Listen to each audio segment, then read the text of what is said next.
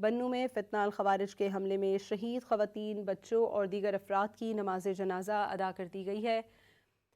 اسی پر مزید بات کریں گے، ہمارے ساتھ گورنر خیبر پختونخوا فیصل کریم کنڈی صاحب موجود ہیں۔ بہت شکریہ کنڈی صاحب، آپ نے رون نیوز کے لیے وقت نکالا۔ فرمائیے گا، شہداء کے جنازے میں وزیر اعلیٰ کی عدم شرکت کی اصل وجہ کیا تھی؟ کیا یہ سیکیورٹی خدشات تھے یا پھر کوئی سیاسی فیصلہ ہے؟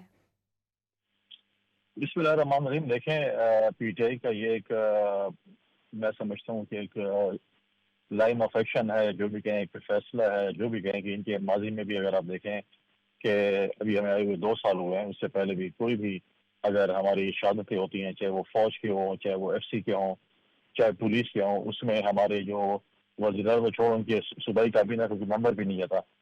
یہ اور بات ہے کہ ایک کا دوسرا اس میں جو ہے وہ چلے جاتے تھے، ادروائز یہ کبھی بھی نہیں گئے۔ اور یہ ایک بڑا ایک نیگیٹو میسج ہے کہ جو پولیس، جو ایف سی، جو فوج آپ کی صوبے میں قربانیں دے رہی ہیں، شہادت دے رہی ہیں، آپ کی حفاظت کے لیے دے رہی ہیں، آپ کے امن کے لیے دے رہی ہے، آپ کے صوبے کے لیے دے رہی ہے، اس میں اگر chief executive of the province موجود نہ ہو تو آپ کیا میسج دے رہے ہیں؟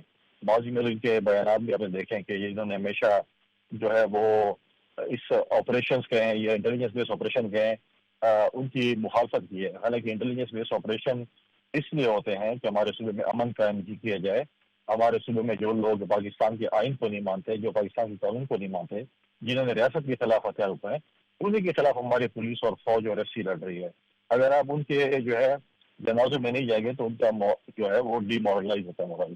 لہٰذا اب وہ یہ سمجھتے ہیں کہ ہم بغیر کسی پولیٹیکل جو ہے وہ سپورٹ کے یا بیک اپ کے ہم لڑ رہے ہیں، جو کہ میں سمجھتا ہوں کہ ایک اچھا اور پازیٹیو سائن نہیں ہے۔ ٹھیک ہے، بہت شکریہ۔ گورنر خیبر پختونخوا فیصل کریم کنڈی صاحب ہمارے ساتھ موجود تھے۔